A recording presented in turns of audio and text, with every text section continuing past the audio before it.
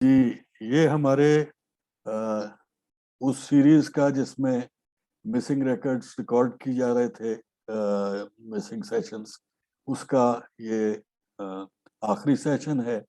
वैसे ये 12वां सेशन है वर्ल्ड हिस्ट्री सेमिनार्स की सीरीज का। अ, इसके बाद 5 और सेशन हुए थे जो रिकॉर्ड किए जा चुके हैं। ये सेशन रिकॉर्ड नहीं हुआ था और इससे पहले के भी 3 सेशन रिकॉर्ड हुए, और फिर उससे पहले का एक सेशन मिसिंग था। उस लिहाज से ये एक दरमियान में है। और जैसा कि पहले भी जो चौथे नंबर पे सेशन था उसमें मैंने बात की थी, बहुत सारे जो खिला रह गए हैं गुफ्तगू में, उन्हें पुर करने के लिए मुझे ज़रा सा वक्त ज़्यादा और ज़रा सा वजाहत ज़्यादा करने की ज़रूरत महसूस हुई है। चुनांचे ये सेशन उस लिहाज से थोड़ा सा लंबा होगा पुराने जो रिकॉर्ड किए हुए सेशन है उसके मुकाबले में। ये दौर है world history Semitic racial and scriptural divide part 2, रीओरिएंटिंग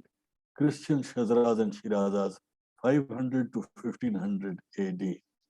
ये स्क्रिप्चरल डिवाइड का दूसरा हिस्सा क्यों है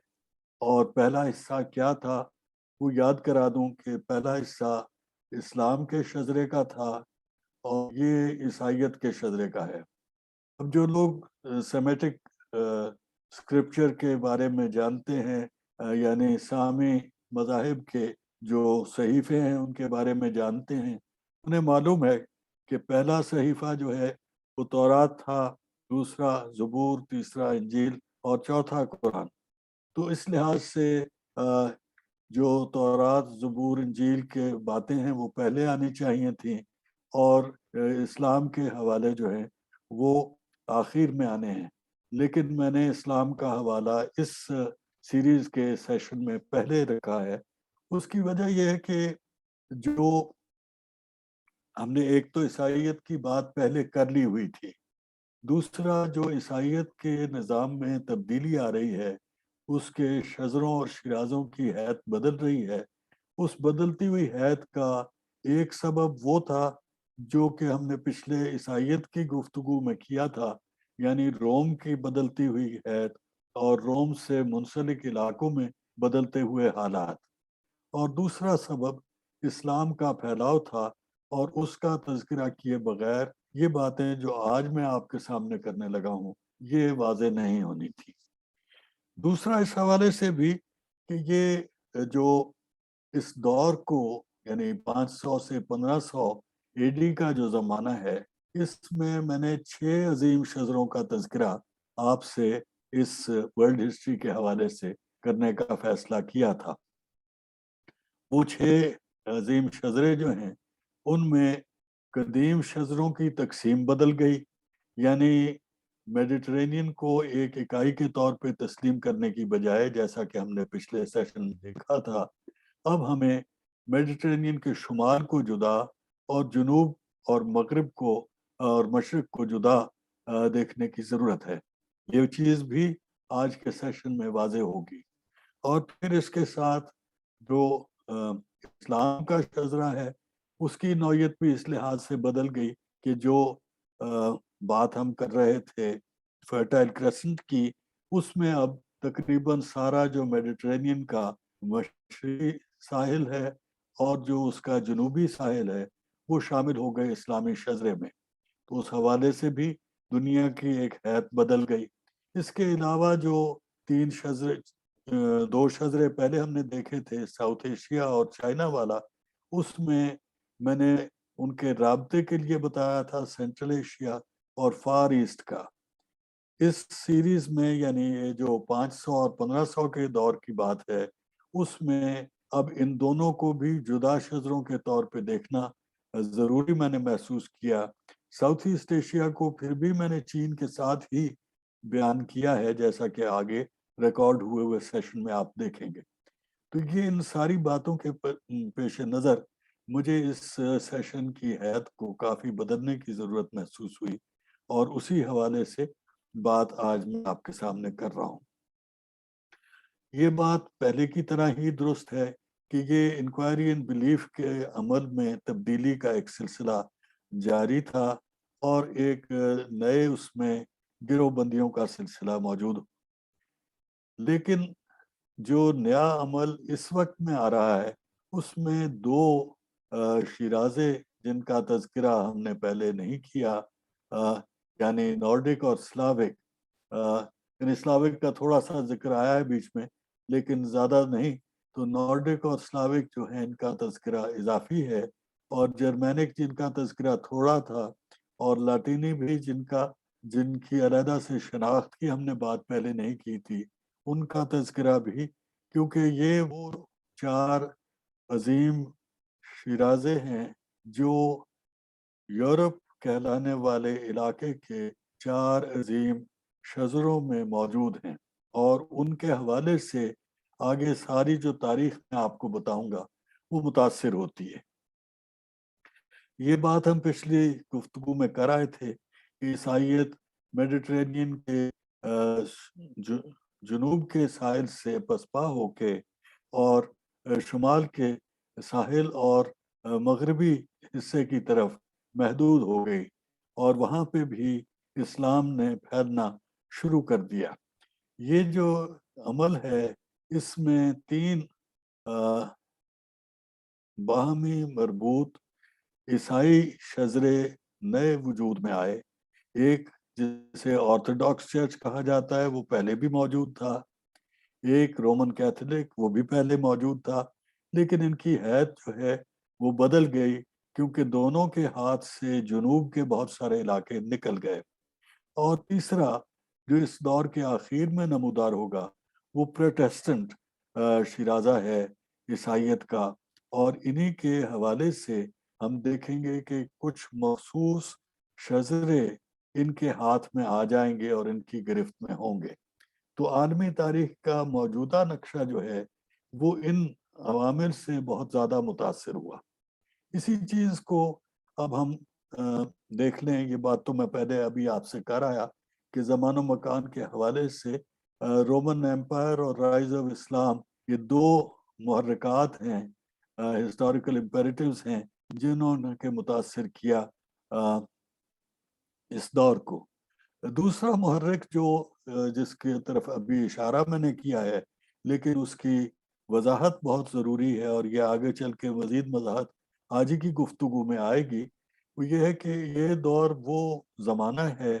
جب جرمینک اور نارڈک لوگ بہت سارے جو کہ عیسائی نہیں تھے اس زمانے میں عیسائی ہوئے. تو یہ یورپ کے بیشتر علاقوں میں عیسائیت کا پھیلاؤ جو ہے وہ اس دور میں ہے، نہ کہ اس سے پچھلے دور میں. یعنی جب رومن ایمپائر میں عیسائیت نمودار ہوئی اور پھر پھیلی تو وہاں پہ جو لوگ تھے وہ زیادہ تر نہ جرمینک تھے نہ نارڈک تھے، اور جو اس سے منسلک علاقہ تھا وہ بازنطینی علاقہ تھا جہاں پہ وہ گریک لوگ رہتے تھے. تو جو گریک اور رومن کا آپس میں مقابلہ بھی اور موافقت کا بھی رجحان ہے وہ وہاں پہ پایا جاتا تھا جو رومن ایمپائر کے اندر ہمیں نظر آتا ہے، اور اس میں جو وہ علاقے جو کہ میڈیٹرینین کے جنوبی ساحل سے منسلک ہیں وہ بھی ساتھ ملے ہوئے تھے. اب وہ زمانہ جس میں ہم داخل ہو رہے ہیں وہاں پہ یہ سارے رشتے قطع ہو جائیں گے اور نئے رشتے اور نئے رجحانات پیدا ہوں گے. انہی کا ہمیں تذکرہ کرنا ہے. اس تبدیلی میں یہ جو سلائیڈ میں پہلے آپ کے ساتھ استعمال کرتا آیا ہوں اس کی یہ بات خاص طور پہ توجہ طلب ہے کہ جو آئس ایج کے درجہ حرارت کی میں نے آپ سے بات کی تھی پہلے سیشن میں ہی، شاید آپ کو میں نے ایک نقشہ دکھایا تھا کہ کون سے علاقوں میں 14 ڈگری تک فرق تھا آئس ایج کے بعد کے زمانے کے درجہ حرارت میں اور جدید انڈسٹریل دور کے ابتدا کے درجہ حرارت کے درمیان. اور وہاں 14 ڈگری کا فرق جو ہے وہ زیادہ تر انہی علاقوں میں تھا جہاں پہ بالٹ، کیلٹ، گیل، فن، گوتھ، وینڈل، اسکینڈینیوین، ڈین، فرینک اور نارمن لوگ پائے جاتے تھے. یعنی وہ سارے علاقے جو آج نارتھ اور ویسٹ یورپ کے علاقوں میں شمار کریں. اس میں اسپین شامل نہیں ہے، حالانکہ وہاں پہ یہ گوتھ آئے، وینڈلز آئے، لیکن وہاں پہ پہلے سے دوسرے لوگ جو بستے تھے ان تک رسائی حاصل تھی، کیونکہ وہاں پہ موسم کی یہ تبدیلی اتنی شدید نہیں تھی، اور وہاں پہ آبادی اور آبادکاری جو ہے انسانوں کی وہ کسی زمانے سے چلی آ رہی تھی. لیکن ان علاقوں میں آبادکاری انسانوں کی، گلابان حیثیت انسانوں کی جو ہے وہ 500 قبل مسیح میں بہت نہ ہونے کے برابر تھی. 500 عیسوی میں بھی کوئی بہت بڑے پیمانے پہ جو اسکینڈینیوین یا بالٹک علاقے ہیں وہاں پہ ایسے ہمیں آبادی کے رجحان نہیں ملتے انسانوں کے. اس چیز کو مد نظر رکھتے ہوئے ہم سمجھ سکتے ہیں کہ یورپ کے تاریخ میں تبدیل کا عمل 500 قبل مسیح اور 500 عیسوی کے درمیان کس رفتار میں ہوا، اور پھر 500 عیسوی اور پھر 1500 عیسوی کے درمیان کس رفتار سے ہوا. یہ ایک نقشہ اس عمل کے درمیانی مرحلے کا ہے، یعنی 800 سے 1000 اے ڈی کے زمانے کا، جس میں ایک گروہ نارڈ لوگوں کا جنہیں ہم وائکنگ کے نام سے پہچانتے ہیں اور جو زیادہ مشہور ہیں جنگجو ہونے کے، سفاک ہونے کے، گلابان ہونے کے حوالے سے اور سمندری سفر کے حوالے سے، جہاز رانی کے معاملے کے حوالے سے ان کا تذکرہ ہے. اور یہ نقشہ ظاہر کرتا ہے کہ ان لوگوں کا سفر کا سلسلہ کس طریقے سے چلا. تو ان کے پہلے پہلے سفر جو ہیں وہ یہاں پہ جو نسبتاً زیادہ گرم علاقے تھے ان کی طرف، ان کے علاقے کے مقابلے میں، یہاں ان کے مقابلے میں یہ ٹھنڈے علاقے تھے، لیکن ان کے مقابلے میں یہاں پہ، اور پھر یہاں سے بڑھتے بڑھتے اس طرف، اور پھر یہ صلاحیت ان کے پاس آئی کہ وہ اس حد تک یہاں پہ چلے جائیں، اور شاید اس سے بھی آگے امریکہ تک یہ گئے. تو یہ حوالہ جو ہے یہ ظاہر کرتا ہے کہ ان کا دور کیا اور ان کے اثرات کیا. ان سے پہلے یہاں سے ابھرنے والے، ڈنمارک کے حوالے سے ابھرنے والے لوگ جو ہیں ان کا تذکرہ ہمیں ملتا ہے تاریخ میں، اور ان کے اثرات کا حوالہ ہمیں ملتا ہے. اور اسی طریقے سے نارسمن یا نارمن جو ہیں ان کے سفر کے حوالے ہمیں ملتے ہیں.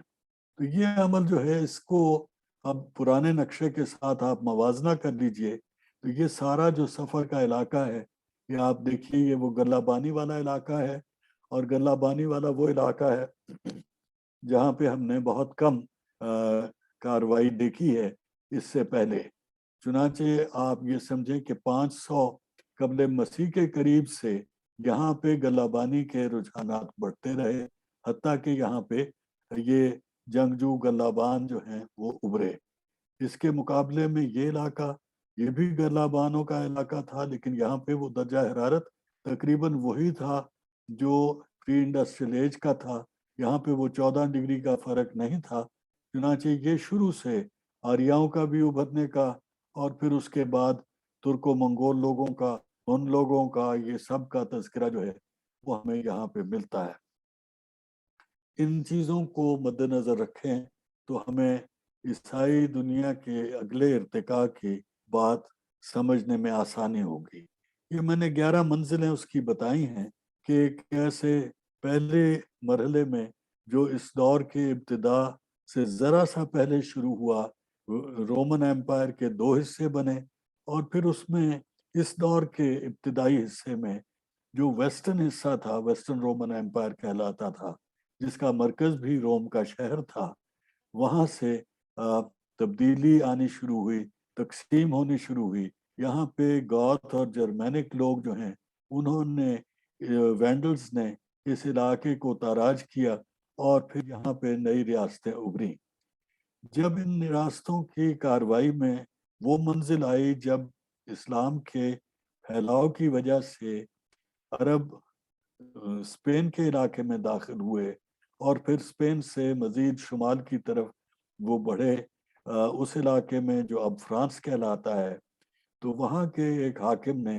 چارلز مارٹل نے، ان کا مقابلہ کیا ٹورس کے مقام پہ، اور وہاں پہ جو عربوں کو شکست ہوئی اور اس فتح حاصل ہوئی، اس کے نتیجے میں عربوں کا شمال کی طرف بڑھنا جو ہے وہ رک گیا۔ یہ بات 750 کے قریب کی، 730 کے قریب کی ہے، اور اس میں جب یہ واقعہ ہوا تو اس کے بعد جو پاپائے روم تھا اس نے چارلز کو ایک پیشکش کی، اسے ایک عہدہ دیا اور اسے کہا کہ تم ہولی رومن ایمپائر کے پہلے حاکم ہو۔ چنانچہ ہولی اس واسطے کہ عیسائی پاپا نے دیا، رومن اس واسطے کہ وہ روم کا بانی مبانی علاقہ تھا جہاں پہ اس کا اقتدار کا مرکز جو تھا، اور ایمپائر کی حیثیت اس نے اس طرح سے بنائی کہ چارلز کی جو فرانسیسیوں کا حاکم تھا، فرینکس کا حاکم تھا، فرینک ایک خاص گروہ، ایک شیرازہ جرمینک بڑے شیرازے میں شامل تھا، تو اس کے مرکز کے علاقے میں ریاست جتنی بڑی تھی اس کے ساتھ منسلک کیا بہت ساری اور جرمینک ریاستوں کو، اور ان کو ملا کے ان کے اندر ایک انتخاب کا سلسلہ بعد میں چل پڑا، اور یوں ہولی رومن ایمپائر وجود میں آ گئی۔ دوسری طرف جو ایسٹرن رومن ایمپائر تھی، یعنی روم کا وہ حصہ، روم کی ریاست کا وہ حصہ جو کہ بازنطین کے شہر کانسٹنٹینوپل کے شہر سے میں مرکوز تھا، اور اس کے ارد گرد کے علاقے اس کے تصرف میں تھے، اور جہاں پہ اسلاوک لوگ زیادہ پائے جاتے تھے، وہاں پہ ایک جدا حکومت وجود میں آ گئی 450 عیسوی میں، اور وہاں پہ رفتہ رفتہ وہ ایک بڑی کم اہم ریاست اس لحاظ سے بن گئی کہ اس نے کوئی بڑا کارنامہ نہیں کیا سوائے اس کے کہ 1000 سال کی عمر پائی۔ تو بائزنٹائن ریاست جو ہے وہ 1453 تک برقرار رہی، پورے 1000 سال کا عرصہ جو ہے 450 سے 1450 تک اس کا قیام رہا۔ کئی وہاں پہ خاندانوں کی حکومتیں بنی، لیکن مرکز وہی رہا، اور وہ یہ گریک آرتھوڈاکس چرچ کا مرکز تھا وہاں پہ۔ چنانچہ یہ دونوں حوالوں سے استنبول کا جو آج کا شہر ہے اسی کے مرکز سے یہ ریاست چلتی اور بڑھتی رہی۔ یہاں پہ جو سلاو لوگ بستے تھے ان کے تاریخ میں عمل بہت کم ہو گیا، اور یوں یہ ایسٹرن اور ویسٹرن رومن ایمپائر جو ہیں، یعنی جو لاطینی علاقے ہیں، یعنی جو جنوب کے علاقے ہیں، اس علاقے کے جسے ہم یورپ کہتے ہیں، وہ کم اہم ہو گئے، اور اس سے ذرا شمال کی طرف وہ لوگ ابھرنے لگے جنہیں ہم جرمینک کہتے ہیں، اور ان میں خاص طور پہ فرینک اور ڈین یعنی فرانسیسی اور ڈنمارک کے لوگ جو ہیں وہ ابھرنے لگے۔ اس تبدیلی کے نتیجے میں جو سیاسی نظام وجود میں آئے ان میں فیوڈلزم کا نظام جو ہے وہ ہمیں تذکرہ اس کا ملتا ہے، اور یہاں پہ شیولری کی ایک روش کی بات کی جاتی ہے۔ یہ قبائلی قسم کے اور ایسے گروہوں کی شکل میں رہنے والے لوگوں کی ایک خاصیت ہے کہ ان کے اخلاقیات ایک خاص طرح کے بن جاتے ہیں، جس میں ایک بہادری کو اہمیت دینا، کسی شخص کی جو تعظیم کا ایک خاص انداز، حتیٰ کہ دشمن کی تعظیم کا ایک انداز، جنگ کے لیے کچھ کوڈز اور کوئی طریقے جو ہیں وہ بن جانا، یہ ان لوگوں میں ہوا کرتا ہے، ٹرائبل لوگوں میں، اور ہائرارکی بن جاتی ہے، ان کی آپس میں بالادستی اور زیردستی کے تعلق بن جاتے ہیں۔ تو یہ چیز یہاں پہ نمودار ہوئی، لیکن یہ ایک اپنے منفرد انداز کی چیز تھی جو جرمینک اور نارڈک لوگوں میں پیدا ہوئی، اور اس کا فیوڈلزم کی اصطلاح جو ہے اسے میں دوسرے لوگ تو استعمال کر لیتے ہیں جہاں پہ بھی یہ اس قسم کے تعلقات ملیں، لیکن میرا خیال یہ ہے کہ یہ صرف یورپ میں ہونے والی جرمینک اور نارڈک شرازوں میں ہونے والی چیز جو ہے اس کے لیے استعمال ہونا چاہیے۔ دوسری طرف جو عمل یہاں پہ نمودار ہوا، اور یہ بھی یہاں کا منفرد عمل ہے وہ یہ ہے کہ چرچ اور اسٹیٹ کے درمیان ایک مخاصمت اور مقابلے کی کیفیت پیدا ہو گئی۔ پھر وہی بات ہے کہ یہ بہت سارے معاشروں میں یہ ہوا۔ میں نے آپ کو کشتری اور براہمن کا حوالہ یہ بتایا تھا، میں نے ہمورابی کے دور میں سمر کے علاقے میں یہ آپ کو بتایا تھا کہ جو پادری ہیں یا جو مذہبی پیشوا ہیں ان کی اہمیت اور جو دنیاوی حاکم ہیں ان کی اہمیت میں ایک وہ مقابلے کی کیفیت پیدا ہوتی ہے اور پھر ایک کا پلہ بھاری ہو جاتا ہے۔ لیکن یہاں پہ کیفیت یہ تھی کہ دونوں ایک دوسرے کو تو برداشت ایک انداز سے کرنے کو تیار تھے، لیکن دونوں عوام کے اوپر ایک ایسی حاکمیت قائم کرنا چاہتے تھے جس میں ان کی دونوں کی مادی کیفیتوں میں دلچسپی تھی۔ یعنی عام طور پہ جو مذہبی پیشوا ہیں ان کا روحانی علاقے پہ انسانوں کے روحانی وجود پہ گرفت کی خواہش ہوتی ہے، اور ریاستیں ان کی مادی کیفیتوں، ان کے جسم، ان کے پیداوار، ان کے زمینوں وغیرہ کے اوپر ایک اقتدار رکھنا چاہتی ہے۔ لیکن یہاں پہ دونوں اسی کے اوپر گرفت حاصل کرنا چاہتے تھے اور اس کی وجہ سے عوام پستے تھے۔ دوسری طرف ان کی آپس کی وہ مخاصمت تھی۔ ان دونوں قسم کے جو عمل ہیں ان کو جوڑنے اور ان کا ایک حل نکالنے کے لیے تقریباً سن 1000 میں ایک پادری کو، ایک کلیسا کے سربراہ کو خیال آیا، اور پھر اس کو عملی جامہ پہناتے پہناتے مزید کچھ عرصہ گزر گیا۔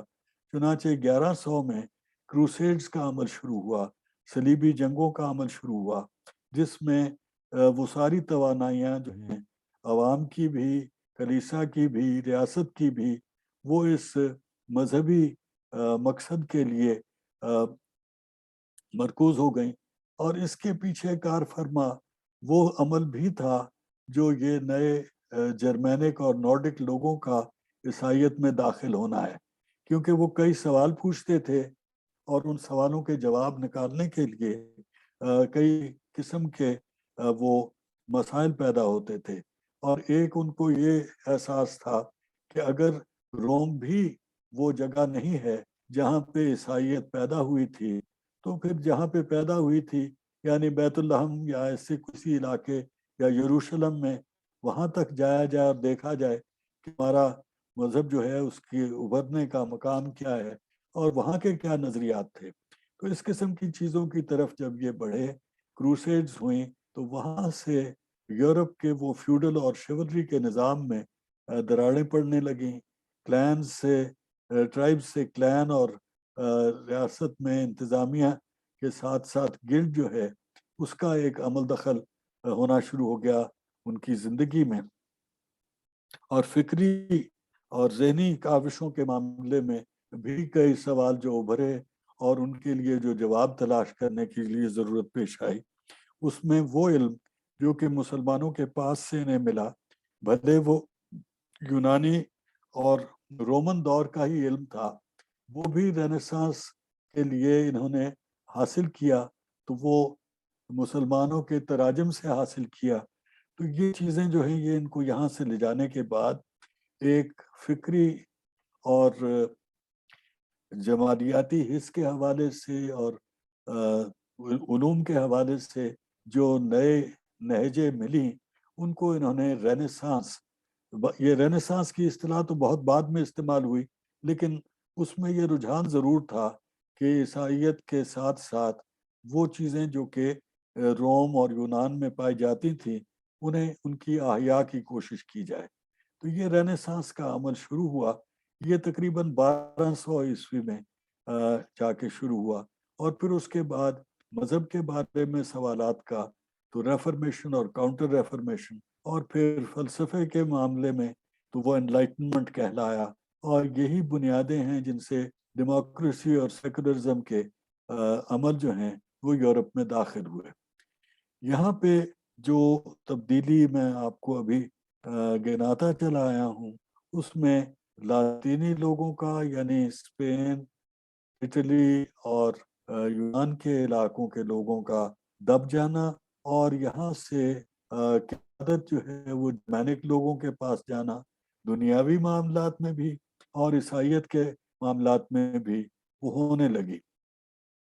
تو کیتھولک عیسائی دنیا کے اوپر جرمینک لوگ حاوی ہونے لگے، نارڈک لوگ ضم ہو رہے تھے جرمینک لوگوں میں، لیٹن لوگ ان سے دب رہے تھے، سلاو علیحدہ کھڑے تھے اور ان کا اپنا رجحان اور اپنا سلسلہ چل رہا تھا۔ وہاں پہ بھی جو یونان سے قیادت رفتہ رفتہ بڑھتے بڑھتے ہٹتے ہٹتے اور روس تک وہ چلی گئی۔ یہ تبدیلی جو ہے اسی کے نتیجے میں سائنس میں جو دنیا کے علاقوں کی دریافت کا عمل ہے، انڈسٹری میں، صنعت اور تجارت کے معاملات میں، ڈیموکریسی میں، فلسفی میں اور کیپٹلزم کے نظریے میں منتقل ہوئیں۔ لیکن یہ ساری باتیں وہ 1500 کے بعد کی چیزیں ہیں، جو کہ اس کے لیے یہ 10 منزلیں طے کرنے کے بعد دنیا اس عمل کے لیے تیار تھی کہ وہ علاقہ جو کہ عیسائیوں کا علاقہ بن گیا تھا، جو کہ جرمینک اور نارڈک لوگوں کی قیادت میں تھا اور جو کہ آگے چل کے یورپ کہلانا تھا، وہ اپنے ایک تشخص کی طرف بڑھ رہا تھا۔ تو یہ سارا جو 500 اور 1500 کا دور ہے، اس کا لب لباب یہ ہے کہ یہ ان 2-3 رجحانات کے ملنے اور چلنے کا عمل ہے، جس کے نتیجے میں بالآخر وہ دنیا وجود میں آئی جس میں جرمینک نارڈک گروہوں کی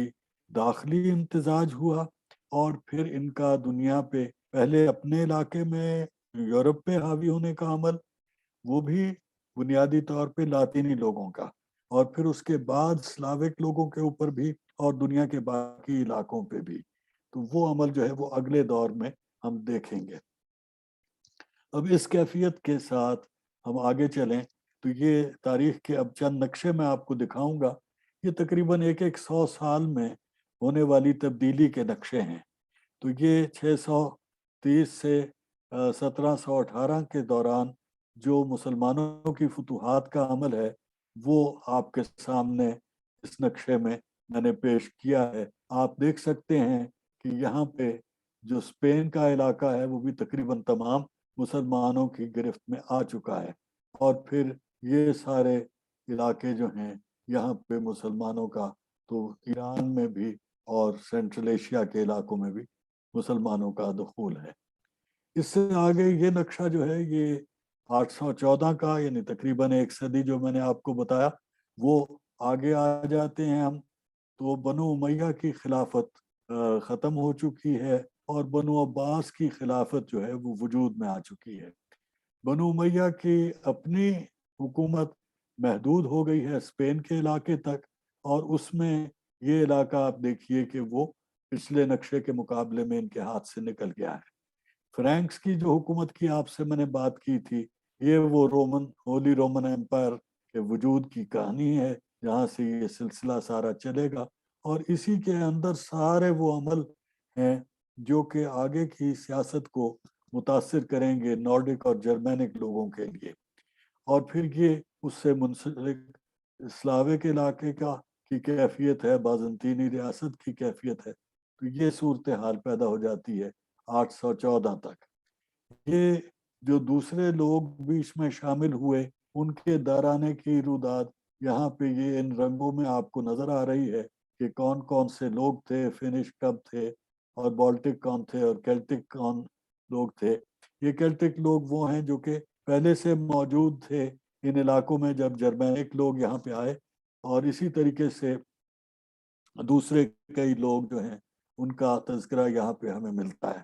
تو یہ ان کا ایک دوسرے کے علاقے میں جانا، کیسے امتزاج کے علاقے بنے، یہ کیفیت جو ہے یہ اس نقشے میں دکھائی گئی ہے، اور یہ سن 900 کے قریب کا نقشہ ہے۔ یہ سن 1000 کے قریب نقشہ ہے، اور اس میں آپ دیکھ سکتے ہیں ایک مرتبہ پھر عربوں کا جو اسپین میں اقتدار ہے، اس میں پسپائی کی اگلی منزل ہے۔ یہ آپ دیکھیے کہ وہ چارلز مارٹل والی حکومت جو ہے وہ ایسے تقسیم ہوتی جا رہی ہے اور اس کی حیثیت بدلتی جا رہی ہے۔ یہااں بازنطینی ریاست کی حیثیت جو ہے وہ آپ دیکھ سکتے ہیں کہ کیسے تخفیف ہو گئی، اس میں اسلاوک علاقوں کی حیثیت جو ہے بدل رہی ہے۔ یہ یہاں پہ فاطمی ریاست وجود میں آ چکی ہے، تو بنو عباس کی خلافت یہاں سے بھی نکل چکی ہے. اب ہم داخل ہو رہے ہیں اس دور میں جب کہ کروسیڈز ہوئے، لیکن اس سے پہلے یہ ایک نقشہ اسی کیفیت کا تھوڑا سا بدلا ہوا ایک انداز کہ اسلاو کہاں کہاں پائے جاتے تھے. معاف کیجیے گا، ویسٹ سلاو، ایسٹ سلاو، ساؤتھ سلاو، بلغار، یہ سارے جو ہیں یہ اسلاوک لوگ ہیں. خازار خانیٹ ہے، خازار کو خاص طور پہ اہمیت دیجیے گا کہ یہ وہ ٹرکک قسم کے لوگ ہیں جن کا حوالہ تاریخ میں بہت ملتا ہے، لیکن ہم یہاں پہ پوری تفصیل اس کی بیان کر نہیں سکتے کیونکہ ہمارے پاس وقت کی بھی قلت ہے اور موضوع جو ہے اس کے حوالے دوسری سمت میں ہمارے چل رہے ہیں. یہ اسی طریقے سے سن 1100 کے قریب کا نقشہ آ گیا اور اس میں 1097 میں یہ کیفیت ہے جو یہاں پہ اس ڈبے میں دکھائی گئی ہے، اور یہاں پہ اسی طریقے سے یہ 1095 کی تاریخ ہے، 95-96 کی. اسی طریقے سے آگے ہم آ جائیں تو یہ سن 1200 کے قریب کی کیفیت ہے. یہ سائیڈ والا حصہ جو ہے وہ 1142 کا ہے، اور یہ جو ہے یہ اس کے بعد ہم تقریباً 1170 کے دور میں داخل ہو جاتے ہیں. تو یہ تبدیلی آپ دیکھیں یہاں پہ اب عربوں کا علاقہ یہاں تک محدود ہو گیا، اور یہ کاسٹیل اور لیون اور پرتگال جو ہے وہ وجود میں آ گئے، آراگون. یہ تبدیلی آپ کے نقشے میں ظاہر کر رہی ہے کہ ریاستوں اور سیاستوں کی شیرازہ بندی اور شزروں کی تقسیم جو ہے وہ کیسے کیسے. اب یہاں پہ آپ دیکھیے کہ وہ المہاد جو ہیں ان کی ریاست کی بات ہے تو وہ نارتھ افریقہ اور یہ اسپین کا ٹکڑا جڑ گیا ہے. اسی طریقے سے یہاں کی تبدیلی جو ہے وہ کنگڈم آف فرانس آ گیا، اور یہ کنگڈم آف جرمنی رومان آ گیا، اور یہ اسی طریقے سے بازنطینی ریاست آپ دیکھیے کہ سکڑ کے اتنی رہ گئی ہے. یہاں پہ سلجوکوں کا علاقہ ہے، اور اس طریقے کی تبدیلیاں رونما ہوتی رہیں. مقصد کی بات یہ ہے کہ یہ دور جو ہے اس میں بتدریج شزرے ٹوٹ رہے ہیں، شیرازے ٹوٹ رہے ہیں، اور نئی شیرازہ بندی وجود میں آ رہی ہے. لیکن ان سارے عمل میں جو سب سے اہم نئی شیرازہ بندی ہے وہ یہ جو آپ کو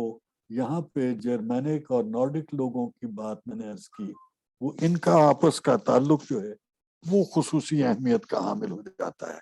اور اس کے اندر ہم دیکھیں گے انسان کا شعور، انکوائری اینڈ بلیف، 500 سے 1500 اے ڈی. انکوائری اینڈ بلیف کا یہ انداز جو ہے یہ پہلے بھی میں استعمال یہی کرتا رہا ہوں کہ ایک دور کی پہلے بات کی اور وہاں پہ سیاسی اور تاریخی حوالے دوسرے موضوعات کے بیان کیے، اور پھر انسان کے شعور کی طرف آئے اور وہ اسی کے ساتھ اس کو بیان کیا. لیکن پچھلے چند سیشنز میں نے ان کو علیحدہ کیا تھا اور وہ علیحدہ علیحدہ بیان کیا تھا. ایک سیشن میں تاریخ کے واقعات اور دوسرے میں انسان کے شعور کا تذکرہ. میں اس کا جواز آپ کے سامنے پیش کر دوں کیونکہ میں سمجھتا ہوں اس کی تھوڑی سی اہمیت ہے اس بات کو واضح کرنے کی کہ پہلے جو باتیں چل رہی تھیں ان میں بھی آج کی طرح مجھے یہ محسوس ہوتا تھا کہ جہاں پہ تاریخ کے حقائق کا تذکرہ ہوا ہے اسی کے ساتھ اس فکری عمل کو بھی دیکھنا مناسب ہوگا جو کہ اس دور سے متعلق ہے. لیکن بیچ میں دو سیشن ایسے آئے، دو ادوار ایسے آئے جن میں نے محسوس کیا کہ انسانوں کے شعور کی جو روداد ہے اس میں بہت زیادہ پیچیدہ عمل، باہمی ربط کے عمل پائے جاتے ہیں. اس واسطے تاریخ کے بیانیے کو، تاریخی حقائق کو علیحدہ سے دیکھنے کے بعد انسانوں کے شعور کے رجحانات کی بات کی جائے. آج کی گفتگو میں براہ راست تعلق ہے اس سیاسی تبدیلی کا اس فکری تبدیلی سے جس کی طرف ہم اب جا رہے ہیں، اور اس فکری نظام سے جو کہ اب وجود میں آ رہا ہے اور اسی عمل کے نتیجے میں وجود میں آ رہا ہے۔ یعنی اس میں جو، اور یہ جواز اس چیز کا بھی ہے جو میں نے عرض کیا کہ میں نے اسلام کا تذکرہ پہلے کیوں کیا، اس میں میں یقین دلا دوں میرا کوئی تعصب نہیں ہے کہ میں مسلمان ہوں اس لیے میں نے اسلام کا تذکرہ پہلے کیا، وہ بھی ظاہر ہے کہ دل کو یہ تسلی ہوتی ہے، لیکن بات اس کی بنیادی یہ ہے کہ جو اسلام کی فکر میں باتیں ایسی تھیں جو کہ عیسائیت کے رائج نظریوں کے خلاف یا ان کی تصحیح کے طرف ہمیں لے جاتی ہیں، اور جن کی نشاندہی اسلام میں کی گئی کہ عیسائیت میں کون کون سے نظریے جو ہیں الہی نظریے وہ ان کو مس ریپرزینٹ کر دیا گیا ہے، وہ سوچیں جب عیسائیوں کے پاس کروسیڈز کے نتیجے میں اور کروسیڈ سے پہلے کے عمل کے نتیجے میں آئیں تو ان کی سوچ میں جو تبدیلی آئی اس کا تعلق جوڑنا اب آپ کے لیے ان تاریخوں کے سامنے کے پیش نظر ممکن ہو جائے گا۔ جو انسان اور اس کا شعور کی بات ہے اس میں یہ جو جرمینک اور سکینڈینیوین علاقے ہیں یہ اس دور کی ابتدا میں ابھی پری ہسٹری یا پروٹو ہسٹری کی منزل پہ ہیں۔ سکینڈینیوین علاقے تو اکثر پری ہسٹری کی کسی منزل پہ ہیں۔ بالٹک لوگوں میں پیسٹل میراڈرز ابھی نمودار ہونا شروع ہو رہے ہیں جیسا کہ میں نے آپ کو دکھایا، جبکہ جرمینک لوگ جو ہیں جو شاید وہ بھی اسکینڈینیوین علاقوں سے ہی کہیں ابھرے تھے، وہ پہلے پیسٹل مراڈر کی شکل میں نہیں نکلے تھے، لیکن رفتہ رفتہ پھر وہ وینڈل اور گوتھ کی شکل میں نمودار ہوئے اور پھر وہ انہوں نے تاریخ میں حصہ لیا۔ تو یہ جو دور ہے اس میں وہ ایتھنوجینیسس شروع ہوا۔ ابھی گوتھ لوگ یہاں موجود ہیں، ویزی گوتھ، آسٹرو گوتھ، وینڈل موجود ہیں 500 عیسوی میں، جبکہ Roman Empire, Western Roman Empire کا زوال ہو رہا ہے۔ ابھی کیلٹ لوگ یہاں پہ موجود ہیں جو گوتھس اور وینڈلز کے آنے سے پہلے سے موجود تھے۔ ابھی گیلک لوگ یہاں پہ موجود ہیں اور فنش لوگ یہاں پہ موجود ہیں، فن وہ جن کے نام سے فن لینڈ کا نام بنا ہے۔ تو یہ سب لوگ یہاں پہ موجود ہیں اور ان کی باہمی تعلق کی وجہ سے جو ایک آبادی میں امتزاج کا عمل پیدا ہوتا ہے جس کے لیے میں نے اصطلاح آپ کو بتائی ہے ایتھنوجینیسس کی، وہ شروع ہوتے ہیں۔ تو ایتھنوجینیسس وہ عمل ہے جہاں پہ بہت سارے نسلی حوالے، نسلی قومیں جو ہیں وہ ملتی ہیں اور ایک نئی نسلی قوم وجود میں آتی ہے۔ تو جدید یورپ کی جو جرمینک قومیں ہیں اور جو نارڈک قومیں ہیں اور جو جدید یورپ کی اب ریاستی شکل اور قوموں کے ناموں کی شکل ہے، یہ ان کے اسی عمل سے پیدا ہوتی ہے۔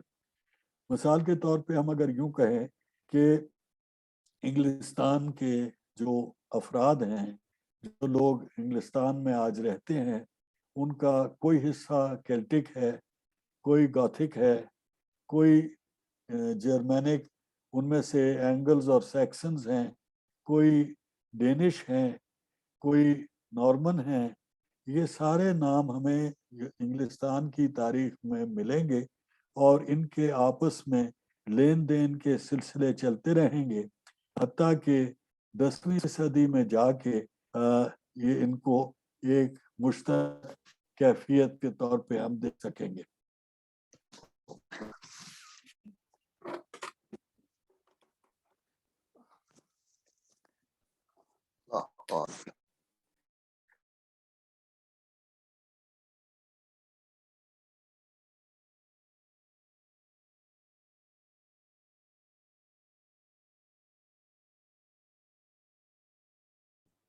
ڈاکٹر صاحب آپ کی آواز نہیں آ رہی ہے، آر یو کنیکٹڈ؟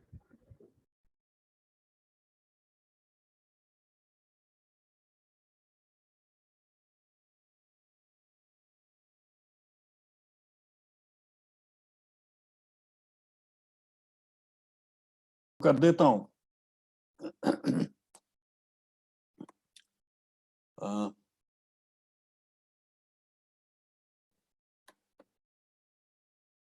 ये जो इंसान और उसके शऊर की बात हम कर रहे थे, उसमें जो यूरोप का ये ज़माना है, इसे तारीख में कुछ लोग मिडेवल कहते हैं, कुछ मिडल एजेस कहते हैं, कुछ डार्क एज भी कहते हैं। यहाँ इस ज़माने में जर्मैनिक और स्कैंडिनेवियन लोग जो थे, ये आमतौर पे प्रोटो हिस्ट्री या प्री हिस्ट्री के ज़माने में थे।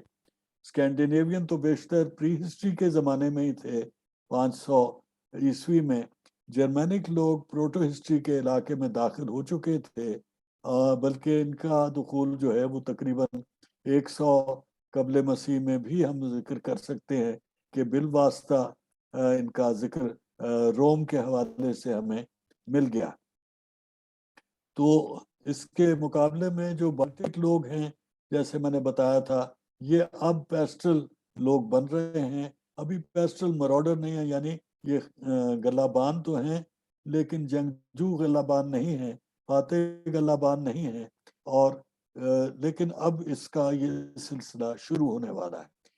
ये जो जिन लोगों को फ्रैंक मैंने कहा कि आपको बताया, फ्रांस के लोग, ये एक एथनोजेनेसिस का नतीजा है। एथनोजेनेसिस की मैंने तशरीह की थी कि वो अमल है जिसमें बहुत सारे मुतफर्रिक लोग, बहुत सारी नस्ली कौमों के लोग मिल के एक नई नस्ली कौम वजूद में लाते हैं। तो गॉथ, वेंडल, केल्ट, गेल और फिन लोग जो कि इनसे पहले मौजूद थे, वो अब इस दौर में उनका एथनोजेनेसिस हो चुका था और फ्रैंक, एंग्लो सैक्सन और इसी तरीके से दूसरे नामों से ये पहचाने जाने लगे। तो ये लोग जो हैं, इनमें इम्तिजाज था। केल्ट पहले से मौजूद थे, जर्मैनिक लोगों से आने से भी पहले। गेल भी पहले से उससे मौजूद थे, गेलिक लोग जो हैं। फिनिश लोग भी इसी तरह। फिनिश वो हैं जिनके नाम से फिनलैंड का इलाका शनाख्त किया जाता है। तो इनके इम्तिजाज का सिलसिला जो है, उसके नतीजे में फ्रैंक यानी जो फ्रांस के लोग हैं, एंग्लो सैक्सन यानी जो इंग्लिस्तान के लोग हैं, और जो जर्मनी के लोग हैं, जर्मन और ऑस्ट्रिया के लोग हैं, ये सारे नए किसी एथनोजेनेसिस के नतीजे में वजूद में आए।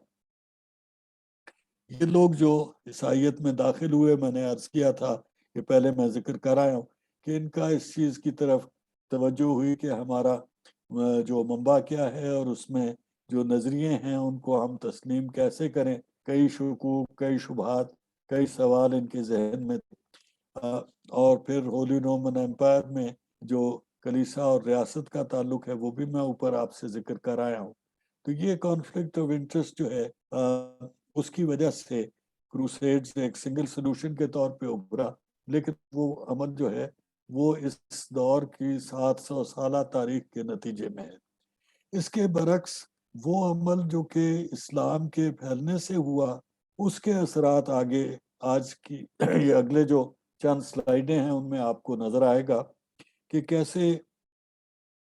ईसाइयत रोम में कैसे फैली अपनी पहले 3 सदियों में, फिर उसके बाद क्या हुआ। तो इन चीज़ों की तरफ हम आगे चलते हैं। और ये हवाला जो है, इसको देखने से पहले हम उस इलाके का डेमोग्राफी, उसकी टोपोग्राफी देख लें, जिसको हम यूरोप कहते हैं। यूरोप फिजिकल की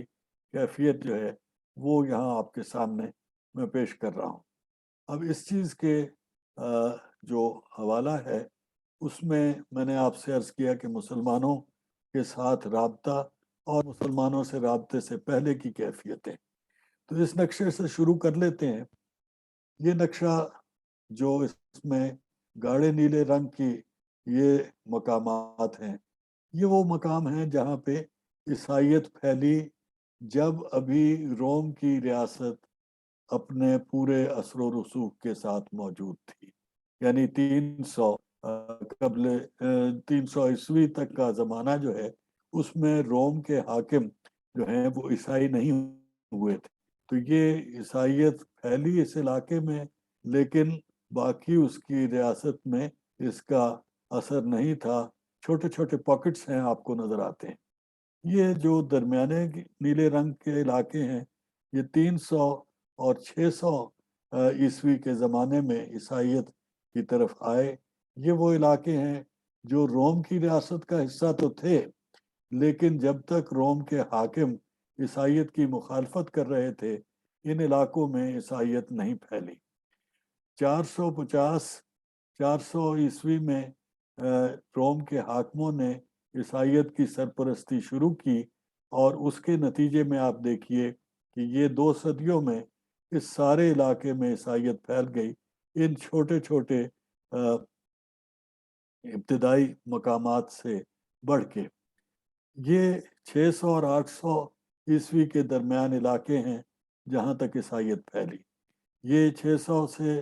جو اہمیت ہے وہ آپ ذہن میں رکھ لیجئے۔ 630 والا پہلا نقشہ میں نے آپ کو دکھایا تھا مسلمانوں کی ریاست کے پھیلاؤ کا، یعنی 13 عیسوی میں مسلمانوں کی ریاست 12-13 ہجری میں مسلمانوں کی ریاست پھیلنی شروع ہوئی تھی، اور اس کا پھیلنے کا عمل جو ہے وہ خلفائے راشدین کے زمانے میں جزیرہ نما عرب سے باہر نکلا، اور وہاں سے پھیلتے پھیلتے پھر وہ سارا علاقہ جو یہ آپ کو میں نے دکھایا،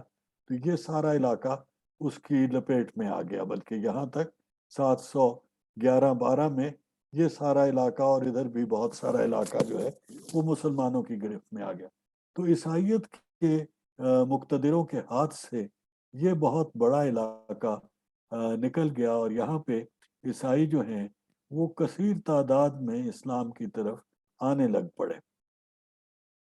یہ تبدیلی جو ہے اس کا نتیجہ اسلام میں پھیلاؤ کا کیا سلسلہ ہے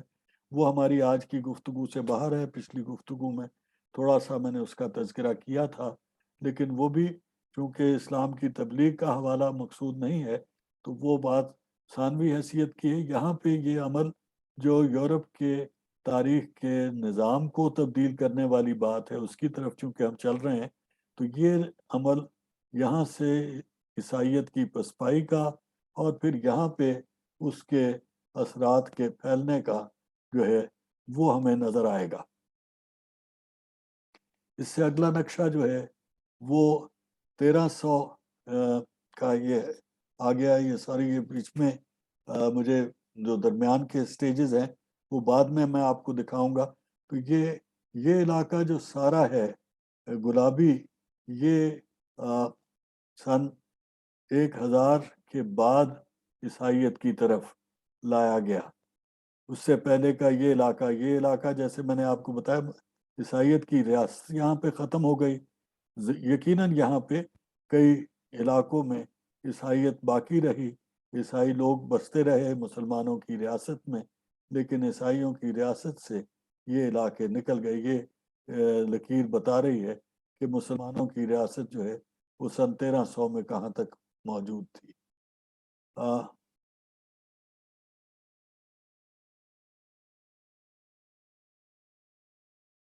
عمل تاریخ، علم، شعور اور بیان تاریخ کے حوالے سے جو نئی چیزیں وجود میں آ رہی تھیں، یہ 1300 کا جو آپ کو میں نے حوالہ بتایا ہے، اس میں رینیسانس، ریفارمیشن، کاؤنٹر ریفارمیشن کے عمل شروع ہو چکے تھے۔ یہاں پہ سیکولرزم کی طرف عمل جو ہے اس کی بنیاد پڑ رہی تھی، اور اس کی جو قیادت ہے اس میں پہلی منزل میں یہ لاطینی لوگ ہیں، اور دوسری منزل میں یہ جرمینک لوگ ہیں۔ اسلاوک اور آرتھوڈاکس کرسچن کا یہ میں پہلے ذکر کر آیا ہوں، دوبارہ یہ دہرانے کی ضرورت نہیں ہے۔ یہ بات، یہ نقشے جو ہیں یہ اس عمل کی مختلف سٹیجز کو ظاہر کر رہے ہیں کہ یہ جو مختلف عقیدے، مختلف جو مسلک ہیں عیسائیت کے، وہ کن علاقوں میں پھیلے ہوئے تھے۔ اور یہ اس میں بھی آپ دیکھیں کہ یہ جو گریک آرتھوڈاکس چرچ کا، یہ اس کے اوپر کا علاقہ वहाँ पे ये फैला हुआ है। ये हीदन कह के इन्होंने इसको पहचाना है, इसमें कज़ार भी शामिल है। ये वो लोग हैं जो कि इस्लाम की तरफ और ईसाइयत की तरफ अभी यकीनी तौर पे नहीं आए हैं। तो इनको, ये आप देखिए कि ये सारा हीदन इलाका है। अब इसका मवाजना उस नक्शे से कर लीजिए जो 1300 वाला मैंने आपको दिखाया है। और ये लोग जो हैं यहाँ पे कदीमी वो ईसाइयत के इलाके हैं, और इनके अंदर ये नए रुझान पैदा हो रहे हैं जो कि मोनोफिजाइट और आपको कैथोलिक के मुख्तलिफ शक्लें नज़र आ रही। इनमें ये इलाके जो हैं यहाँ पे पैदा होगा वो अकीदा जिसे हम प्रोटेस्टेंट कहते हैं। ये इस अमल में मुसलमानों से जो सोच आई, जिस किस्म के सवाल नए पूछने का रुझान पैदा हुआ प्रोटेस्टेंट अकीदे के वजूद में आने से पहले, उसमें इब्न सीना की फिक्र, गजाली की, इब्न रुश्द की, किस तरीके से इब्न ज़फ़र अल सकीली की, ये कैसे मुतासिर किया इन्होंने पहले लैटिन लोगों को, यानी इटली के लोगों को। थॉमस एक्विनास की बात करें या डांटे की बात करें, पीट्राक की बात करें, बोकेशियो की बात करें, ये इसी इलाके के लोग हैं। और यहाँ से फिर फैल के ये शुमाल की तरफ गया। इस चीज़ को अब जो जदीद रेस डिस्ट्रीब्यूशन है उसके साथ जोड़ें, तो ये जो मैंने आपसे एक सिफारिश की थी कि जो हम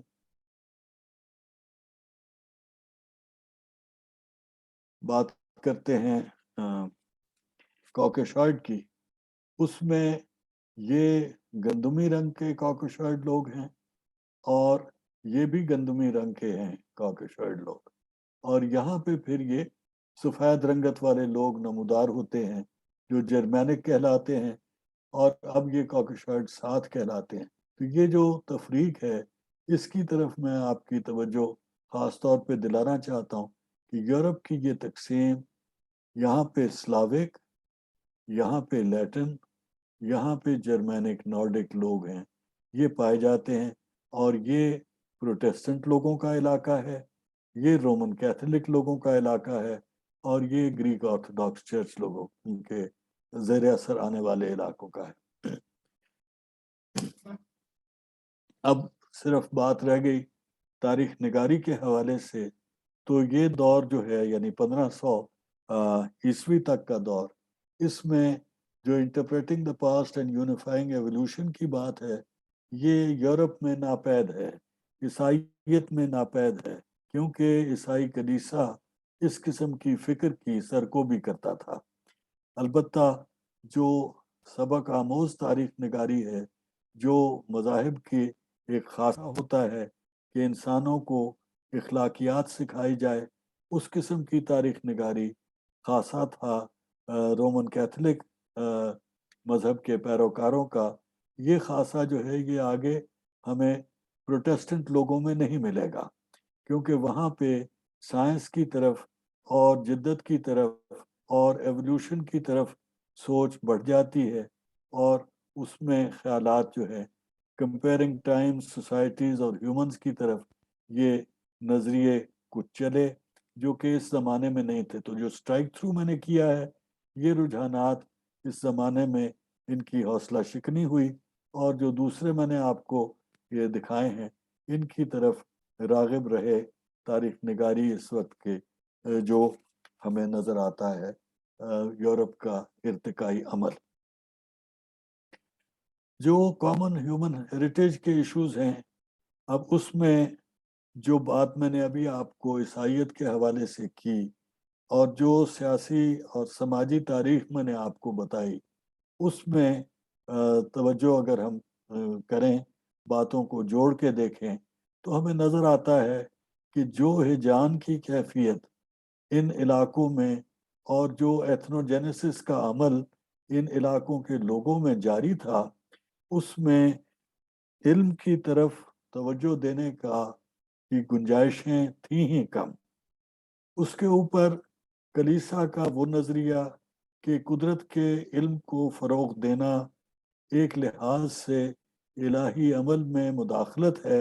اور یہ انسانوں کو، اچھے انسانوں کو، دیندار انسانوں کو زیب نہیں دیتا، وہ بھی ایک رجحان تھا جو مانے تھا۔ پھر تیسرا وہ عمل جو میں نے آپ کو بتایا کہ ریاست کا اور کلیسا کا آپس میں ایک تصادم کی کیفیت تھی، اور ان کے اس تصادم میں عوام کے اوپر گرفت کی خواہش تھی، اور ان کو علم سے محروم رکھنے کا جو خیال تھا یا جو نظریہ تھا کلیسا میں، اس کی حمایت حاکموں کی جانب سے براہ راست بھی تھی اور بالواسطہ بھی تھی۔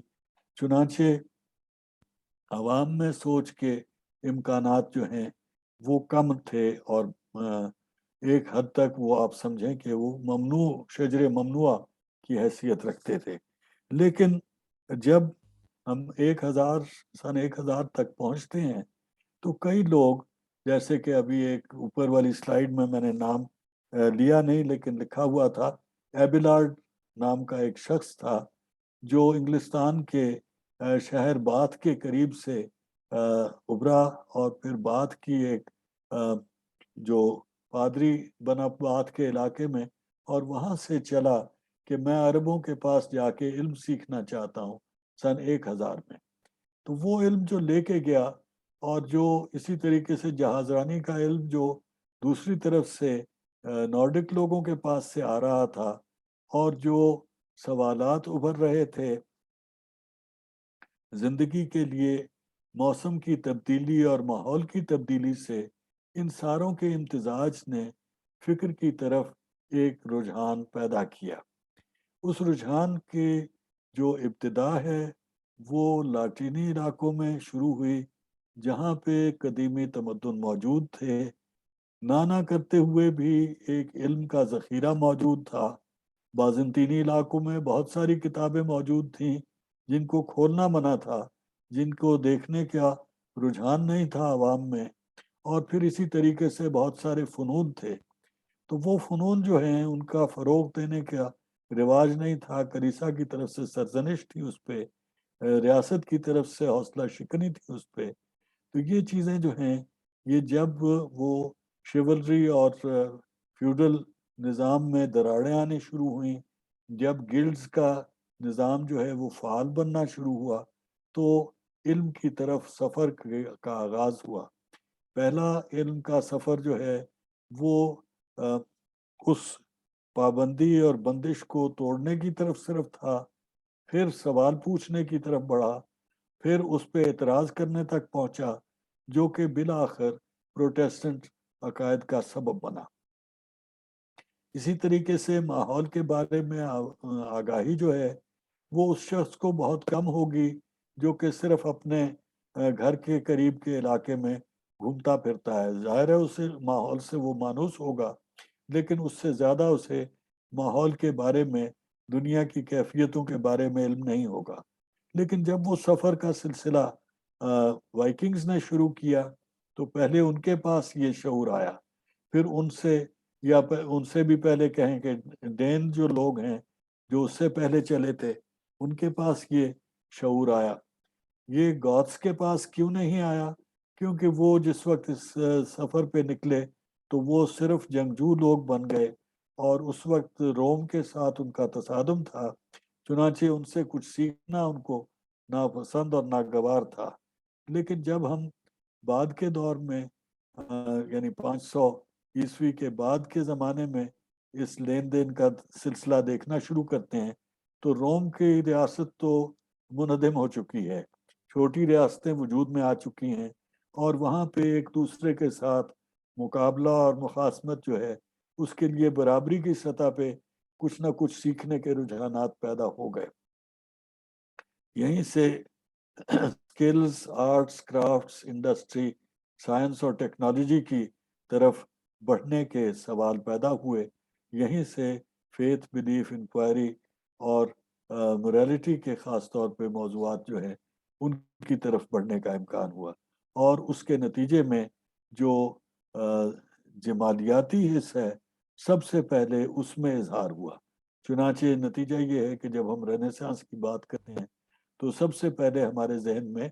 वो मुजस्मे आते हैं या वो तस्वीरें आती हैं जो कि सन 1400, 1500, 1600 में नमूदार होनी शुरू हुई यूरोप में, और फिर वो एक मामूल बन गई। फन तामीर हमारे जहन में आता है, जो इख्तिराएं उसमें होने लगी। तहरीर में दांते की इन्फर्नो, पीट्रा की तहरीरें, ये चीज़ें आनी शुरू हुई।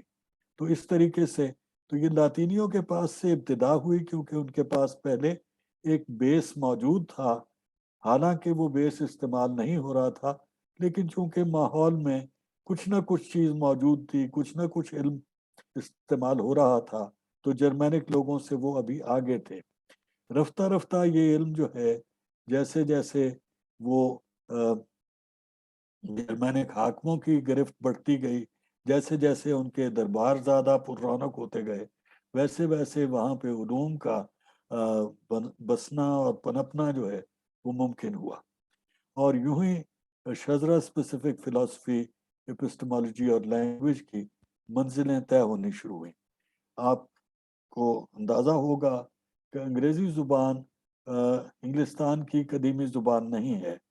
इंग्लिस्तान की ये ज़ुबान, जिसका नाम एंगल्स के नाम से माखूज है, ज़्यादा इसकी सरपरस्ती सैक्सन लोगों ने की, क्योंकि एंगल्स हम अब तलाश ही करने में शायद मिलने मुश्किल हो जाएं। सैक्सन अलबत्ता तलाश करना आसान है, एथनोजेनेसिस के बावजूद एक हद तक। नॉर्मन और सैक्सन की तकसीम या तफरीक जो है, उसका थोड़ा बहुत एहसास अभी भी शायद इंग्लिस्तान में पाया जाता हो। तो ये इस तरीके से वो ज़ुबान के एक लिंग्वा जेनेसिस, एथनोजेनेसिस के नतीजे में लैंग्वेज के एक एवोल्यूशन है। तो जांचिए, आप अगर शेक्सपियर की अंग्रेज़ी देखें, जो कि ये 1500 के करीब का ज़माना है, तो वो बड़ी मुख्तलिफ है जदीद अंग्रेज़ी से। और ये इर्तिकाई अमल उससे पीछे का जो है, उसमें तो तलाश करना मुश्किल हो जाता है कि जड़ें क्या हैं। मिलता ज़रूर है, जो मुहक्किक हैं उन्होंने तलाश किया है, लेकिन आपको मुझको जिन्हें अंग्रेज़ी की मौजूदा हैत से गरज है, उनको समझना और पहचानना जो है बड़ा मुश्किल हो जाता है। इसी तरीके से जो ख़ास तौर पे शिवलरी की बात मैंने आपसे की, और जो बात मैंने आपसे की फ्यूडल निज़ाम की, तो वॉर और पीस मैनेजमेंट के जो निज़ाम हैं और जो ये गिरोहों के दरमियान राबते की नौयत है, वो बहुत वाज़े तौर पे आपको इसमें इर्तिकाई अमल नज़र आएगा। 500 ईस्वी और 1500 ईस्वी के दरमियान इंग्लिस्तान में, फ्रांस में, जर्मनी में, ऑस्ट्रिया में, और उसी से मुताल्लिक फिर आगे उसके जो असरात हैं, वो आपको नज़र आएंगे लातीनी इलाकों में 500 ईस्वी के बाद। ये यूरोप का यूरोप बनना जो है, उसकी अगर आप समझें कि हम मंजिलों की बात करें, तो पहला यूरोप जो है वो जर्मैनिक यूरोप बना। फिर उसमें नॉर्डिक, स्कैंडिनेवियन, डेन, वाइकिंग शामिल हुए, और फिर उस यूरोप में लैटिन लोगों को जम किया गया। और फिर उस यूरोप में पिछले 2 एक सदियों में जो स्लाविक इलाके हैं, उनको भी तस्लीम करने का रुझान पैदा हुआ। आपको अंदाज़ा शायद ना हो कि रूस को इस बिरादरी में दाखिल होने के लिए कितनी तगोदौ करनी पड़ी सन 1800 के लगभग, और कितने उसे दूर रखा जाता था मामलात से सन 1800 तक, और उससे पहले की तारीख में उसका कोई अमल दखल नहीं था इस इलाके के इर्तिका में। तो वो आपको अंदाज़ा होगा कि यूरोप की यूरोपी नौयत जो है, वो किन मंजिलों से गुजर के जदीद यूरोप तक पहुंची, जो कि एक हकीकत है आज से 200-250 साल पहले की। और यही हकीकत जो है, इसके इस हकीकी शक्ल तक पहुंचना और इसके नतीजे में दुनिया को तब्दील करना और फिर सारी दुनिया को अपनी लपेट में ले लेना, ये अमल हैं जो कि हम आखिरी से पहले वाले यानी 16वें सेशन में देखेंगे کہ کیسے یورپ نے پھیلنا شروع کیا، داخلی طور پہ اس کی آپس کی کیفیت کیسے بنی، اور یہ جو بنیاد آپ کو میں نے آج بتائی ہے اس کا اصل استعمال وہاں پہ جا کے ہوگا۔ تو وہ اس کے حوالے سے یہ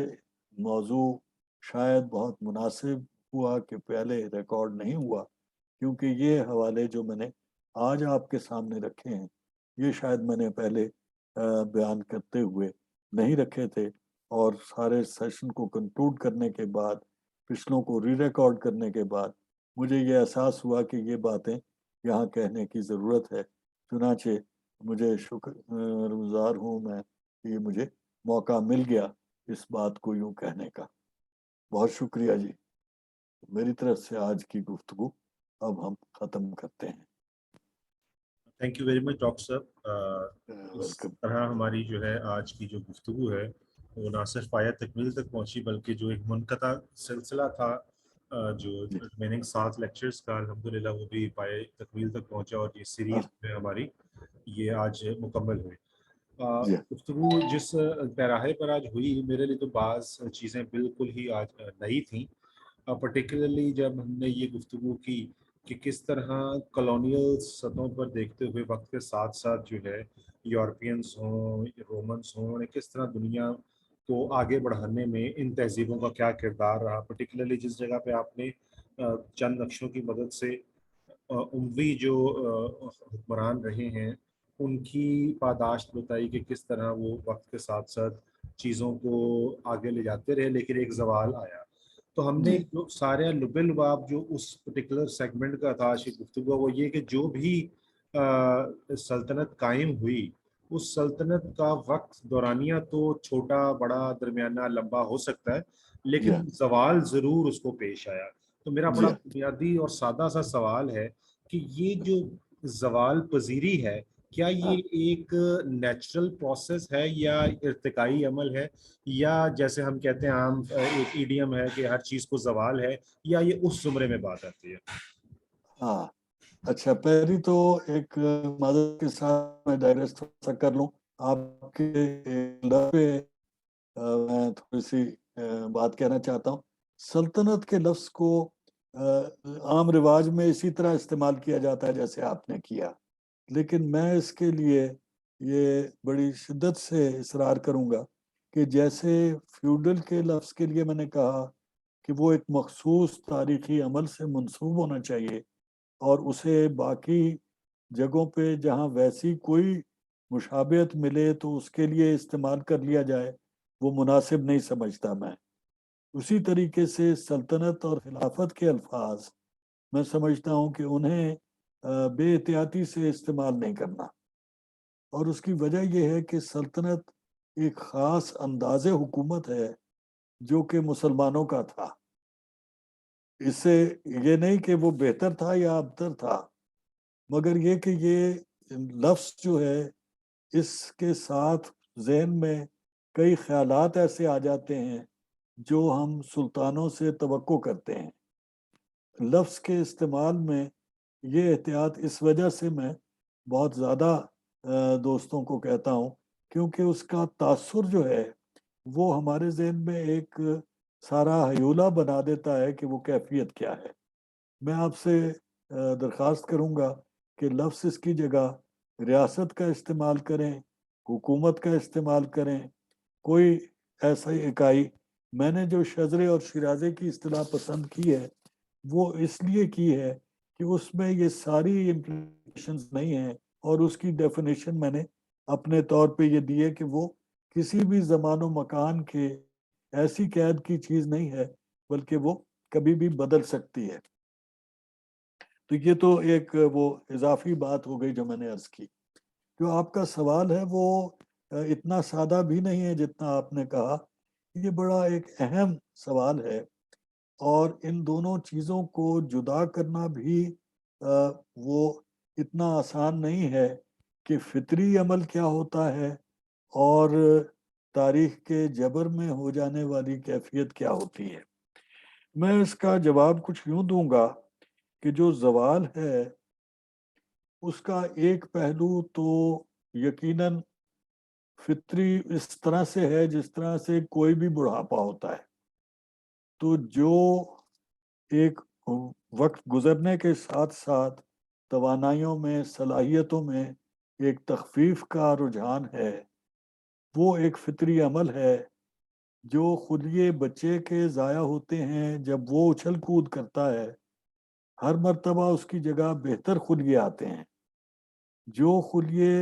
جوان آدمی کے ضائع ہوتے ہیں، ان کی جگہ عام طور پہ اسی معیار کے خلیے آ جاتے ہیں. جب کسی ادھیڑ عمر کے آدمی یا بوڑھے آدمی کے جسم کا کوئی خلیہ ضائع ہو تو اس کی جگہ عام طور پہ اس سے کمتر ہی درجے کا خلیہ لیتا ہے. تو ایک تو یہ کیفیت ہے جو کہ شاید ریاستوں میں بھی آتی ہے کہ جو بانی مبانی ہوتے ہیں ایک رجحان کے، وہ توانائی حاصل کرتے ہیں. ہر شخص جو جاتا ہے اس کے بعد میں آنے والا اس سے زیادہ توانا وجود لے کے آتا ہے، یا توانا لے کے آتا ہے، یا توانا صلاحیت لے کے آتا ہے. اور پھر ایک منزل ایسی آتی ہے کسی کے پاس جلدی اور کسی کے پاس دیر میں، کہ وہ نیا وجود جو آتا ہے وہ پہلے والے وجود سے کمتر ہوتا ہے. اللہ حاضل قیاس اترتے اترتے سیڑھیاں ہم نیچے اتر آتے ہیں. لیکن دوسرا حصہ اس کا یہ ہے کہ جب مثلاً آپ کوئی چیز سیکھتے ہیں اور آپ اس کو آزماتے ہیں اور آپ اس کو کامیاب پاتے ہیں، تو آپ قائل ہو جاتے ہیں کہ یہ طریقہ کار درست ہے. جب آپ سیکھ رہے ہوتے ہیں تو آپ ایک کی جگہ 10 کی جگہ 20 چیزیں سیکھ کے ان کا تجربہ کرنے کو تیار ہو سکتے ہیں، اور پھر ایک چیز کو اپنی پسند بنا لیتے ہیں، یا ایک چیز کو ایسے منتخب کر لیتے ہیں کہ سب سے کامیاب یا سب سے زیادہ مناسب یا سب سے بہتر یہی رہا. اب جب اس سے کوئی بہتر چیز آتی ہے تو اس شخص کا جس کا ایک عمر کا تجربہ ہے کسی چیز کے بارے میں، وہ اس کو تبدیل کرنے میں تامل محسوس کرتا ہے. اگر وہ نئی چیز ایسی ہو جسے اس نے کسی ابتدائی منزل پہ دیکھ کے رد کیا تھا، تو پھر وہ اس کو اس سے سیکھنے اور ماننے کے لیے کم تیار ہوتا ہے. اب آپ عمر کے لحاظ سے اس چیز کو جوڑ لیں تو کوئی بھی بڑا آدمی جو ہے عمر کے لحاظ سے ایک عمر گزارے والا آدمی، وہ جب کسی بچے کو دیکھتا ہے تو وہ یہ کہتا ہے کہ جی ہم نے تو اس کو وہ تب سے دیکھا ہے جب اس کو ناک پوچھنا نہیں آتا تھا، جب اس کو چلنا نہیں آتا تھا، جب بولنا نہیں آتا تھا. تو اب جب وہ شخص کچھ سکھانے لگے مجھے، تو میں کہوں گا کہ بھائی اس بچے کو میں اس کی بات سنوں، یہ تو میں اس حالت میں دیکھا ہے. اب اگر وہ مجھ سے بڑھ چکا ہے تو میں اپنے اس پرانے تجربے پہ بیٹھا ہوا ہوں. یہی کیفیت معاشروں کے ساتھ ہوتی ہے، یہی کیفیت ریاستوں کے ساتھ ہوتی ہے، یہی کیفیت انسانی گروہوں کے ساتھ ہوتی ہے. حتیٰ کہ وہ گروہ بھی جو کہ آگے بڑھنے والے کو مان لیں اور اس سے سیکھنے کو تیار ہوں. تو وہ جیسے میں نے آپ کو کئی چیزوں کے بارے میں کہا نا کہ حسنین صاحب میں اب اس کو میں نہیں سیکھوں گا، اب آپ میرے لیے کر دیں جیسے آپ کرتے ہیں. تو وہ ہم اگر سرنڈر بھی کر دیں یا اگر ہم آپ کو استاد مان کے آپ کے پیچھے چلنے بھی لگیں، تو ہمارے وجود اتنی رفتار سے وہ تبدیلی نہیں کر سکتے جتنا وہ شخص جو کہ پہلی مرتبہ اس چیز کو دیکھ رہا ہے. تو یہی کیفیت جو ہے وہ ہر مرتبہ جب دنیا کا نظام تبدیل ہوتا ہے، جب کروٹ لیتا ہے، اور اس کروٹ کا بھی شاید میں نے پچھلی ایک سیشن میں ذکر کیا تھا کہ تقریباً 400-500 سال میں وہ چینیوں کے حوالے سے میرا خیال ہے میں نے یہ ذکر کیا تھا کہ انہوں نے شناخت کیا کہ 500 سال میں ایکسیل ایج آ جاتی ہے. تو ہمارے پاس جو ہے وہ یہ احساس اس طرح سے نہیں ہے، مگر انسان کو یہ پتہ لگتا ہے کہ ایک تبدیلی کا سلسلہ جاری ہے. تو جب تبدیلی ایسی آتی ہے تو بوڑھے جو ہیں وہ آگے اس کو تسلیم کرنے اور تسلیم کر کے اس کے مطابق اپنے آپ کو ڈھالنے کی جتنی بھی کوشش کر لیں، وہ صلاحیتیں پرانی عادت کی وجہ سے اس رفتار سے نہیں آ سکتی. یہ دوسری چیز ہے، لیکن اس کو بھی میں ایک فطری پہلو ہی کہوں گا. تو آپ کے سوال کے جواب میں گزارش یہ ہے کہ انسان کی فطرت کے کم از کم یہ دو پہلو، اور اگر وہ متعدد فطرتیں جن کا میں نے تذکرہ کیا ہے، یعنی روحانی فطرت علیحدہ ہے، ذہنی فطرت علیحدہ ہے، جسمانی علیحدہ ہے، اور کئی جذباتی علیحدہ ہے، تو وہ فطرت کے ہر میدان میں انسان کے تغیر کی رفتار مختلف ہوتی ہے، اور ساروں کا ملا ہوا اثر ہے جو بالآخر کسی معاشرے کو پیچھے چھوڑ دیتا ہے. مثلا میں تھوڑی سی اس بات کو طول دے دوں مزید کہ دولت عثمانیہ کو میں ایسی ریاست مانتا ہوں جس نے سب سے زیادہ تیز رفتار سے اور معقول انداز سے اپنی تصحیح کی کوششیں کی اور بہت حد تک کامیاب بھی رہی. یہ 600 سال تک ایک ہی خاندان کی حکومت ہے. آج ہی میں نے ذکر کیا بازنطینیوں کی ریاست کا کہ 1000 سال تک رہی، لیکن وہ 1000 سال تک ایک ہی خاندان کی حکومت نہیں تھی، ایک ہی نظام نہیں تھا، اس نظام میں کئی تبدیلیاں آئیں. چین کی مثال میں نے آپ کو بتائی ہے، وہ 2-3 ہزار سال ہم اس کی تسلسل اس کی تاریخ کا دیکھ سکتے ہیں اسی مرکزی اکائی کے ساتھ، لیکن وہ تبدیل ہونے والی ریاستیں اور ان کے مزاج کی تبدیلیوں کی تھوڑی سی روداد ہم نے اپنے پاس دیکھی ہے. تو گزارش یہ ہے کہ یہ فطری عمل ہے کئی پہلوؤں سے، اور ہر انسان کے وجود کی ہر فطرت اپنی اپنی جگہ ایک انتہائی کارگر بات ہے. اب یہ جو آپ کے سوال کا اضافی جواب بھی میں نے دیا، یہ میں یعنی بہت مشکور ہوں کہ مجھے اس طریقے سے اس کو بیان کرنے کا موقع مل گیا آپ کے سوال کی وجہ سے، کہ انسان کی جو تاریخ ہم دیکھتے ہیں، اس کی وجہ سے میں یہ العمران والاجماع البشری کی بات کرتا ہوں، شعور اور بیان اور عمل کی بات کرتا ہوں تاریخ کے. وہ ساری باتیں اسی وجہ سے کہ میری دانست میں ہم جو ایک طے کی تاریخ بیان کرتے ہیں، اس میں تاریخ کا چہرہ مسخ ہو جاتا ہے. انسان خود اور انسانی تاریخ اور عمل تاریخ اتنی جہتوں پہ مشتمل ہے، اور یہ ساری جہتیں ہی اکٹھی کرنا میرا مقصد ہے. اس واسطے اس نظام کو اس انداز سے دیکھنا یہی اصل چیز ہے جو میں منتقل کرنا چاہ رہا ہوں، اور مجھے یہ کہنے کا آپ نے موقع فراہم کیا. بہت شکریہ.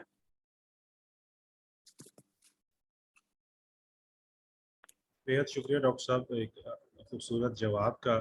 اور کیونکہ آج اور ہمارے درمیان